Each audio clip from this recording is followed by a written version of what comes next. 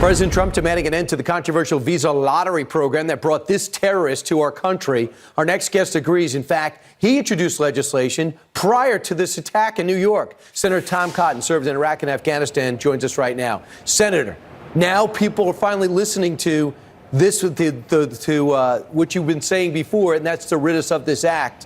What can we do? What can the president do now?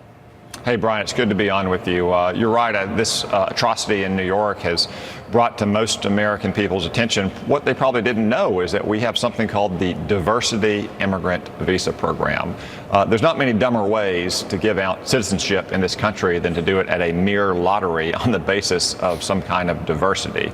So my legislation would eliminate the diversity lottery, and it would focus on bringing in high-skilled immigrants that can contribute to our economy and stand on their own 2 feet, pay taxes, and not get welfare.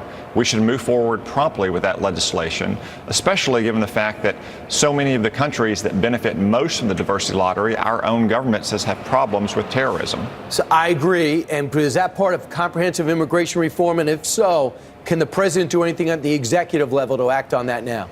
Well, Brian, comprehensive immigration reform is often the Washington code for amnesty now and enforcement later, which means amnesty never. So what we should work on is trying to focus on the problems that we have, which is security and enforcement and getting a legal immigration system that works for the American worker. Right.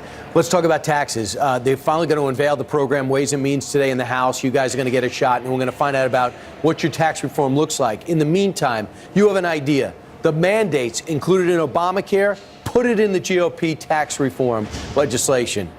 Expand on that. Absolutely, Brian. So the mandate, which forces you to buy insurance no matter what your needs are or what your financial abilities are, is the most unpopular part of Obamacare. 2/3 of all Americans want to see it repealed.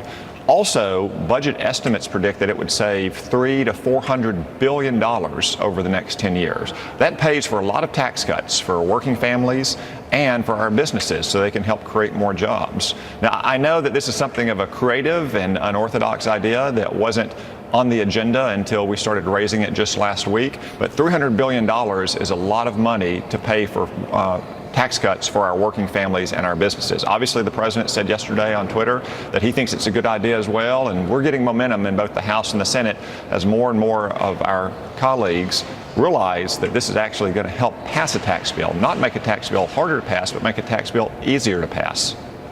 Except for you're a Democrat who wants to hold on to Obamacare, they'll fight you on that. But Senator, I guess well, the Democrats want to tell you how to use your money. That's why they don't want to. That's why they don't support tax cuts, and that's why they want the Obamacare mandate in place. Gotcha, Senator Tom Cotton. Always great to hear from you. Thanks so much. We'll see what happens. Coming up Thanks, straight Brian. ahead.